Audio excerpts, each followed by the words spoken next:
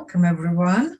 And this will be a beautiful and magical conversation about Akashic Records. And it will be equally of interest for people who never heard about it or who feeling that they are real Akashic Records pro. And my guest today is Marina Beech. And I'm so happy to present the fact that Marina will be a speaker at the Magical Creators live event in October for the fourth time. And Marina has become like a permanent feature among the speakers because we have like a core element of speakers at the Magical Creators live event. And then we have guest speakers. So Marina has transitioned from a guest speaker into the core group of speakers. Because every time Marina speaks and does her magic, it's so transformative. So Marina, over to you for people who may never heard about you, which I think it's doubtful, but just in case. Well, what a wonderful opening. Thank you, Inga. Yeah, so for those that may not know who I am, my name is Marina the Soul Alchemist, and my work is very much kind of entrenched in the Akashic Records, but I actually do I use a number of different tools, but essentially what I like to do is to support my clients either on a one-to-one basis or within a group scenario with connecting with their Akashic Records and to connect with those karmic blocks and restrictions, the things that really hold us back. So it could be programs, limiting beliefs, trauma, wounding, you name it, we can find it in the Akashic Records, and we can release the energetic hold, the confines, the constraints that those blocks can have on our lives, and we can release them. And that is a really effective way for us to step forward, move forward, take our business and our life forward into the next level through those breakthroughs. So that's what I use. I use the Akashic Records to support my clients. So it doesn't matter whether somebody believes or understands Akashic Records, would they still get benefits from doing the process? Absolutely. You don't have to have any belief. What I would say in that scenario is just be open-minded and be curious about the process and what you kind of the journey that you would go on, and just have an open mind, because energetically it's still going to have a positive effect regardless of whether you believe it or not. And remembering your first time when you were making a decision whether to attend the event or not, mind you, it was the first time, even I didn't know what to expect.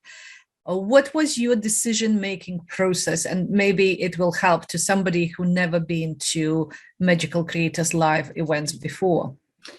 Yeah, so whenever I've got a decision to make around, especially within business, it's I kind of tune into my heart, and I kind of know whether it feels aligned or not. But sometimes we can still have a little bit of doubt, or or it might feel like quite an investment to spend that amount of money.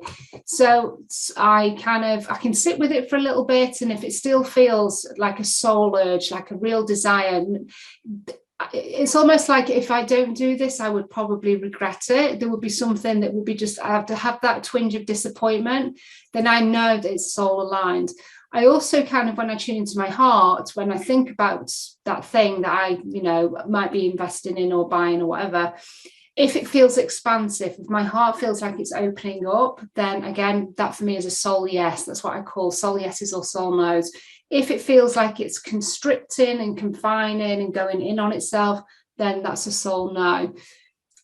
On top of that, I will whip out my pendulum and I will douse to see whether it's the most aligned thing for me to do as well. The answer was yes, right? Back then. Oh gosh, yeah, absolutely. I mean, it was a bit of a no-brainer for me. It was kind of like, I saw the event come up and I was like, well, I can't not go, because there was incredible speakers there. It was a real mix of spiritual connection, up level guidance, but then there was the real practical parts of social media and website, and the kind of mix of speakers that you had. It was an easy yes. I didn't really have to think about it. It was kind of like, yeah, I'm going on it. And it was kind of a book my ticket, and that was it. So I knew that it was what I needed to do. Lovely.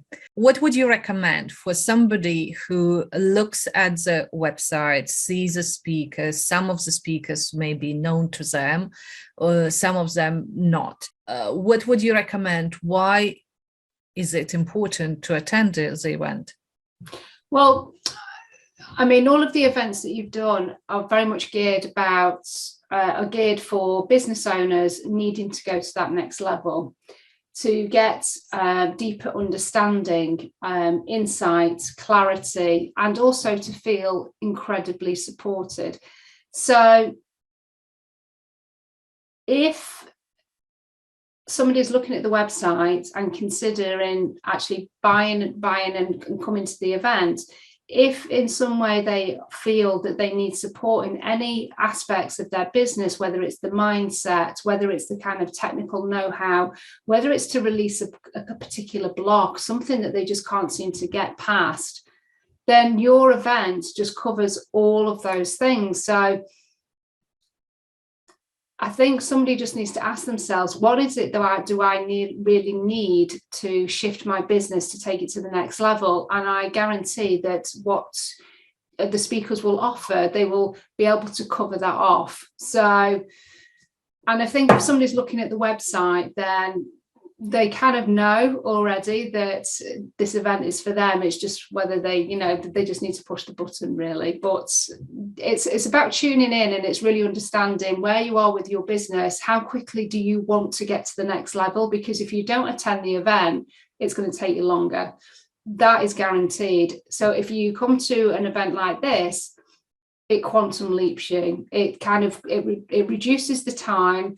It kind of compounds it, and you accelerate your progress by tapping into the expertise that is offered by this kind of event that you host. Finally, what will be your session about? Because we are focusing, one of the main topics of the event this year is reinvention, and you will be talking about reinvent your reality with the Akashic Records.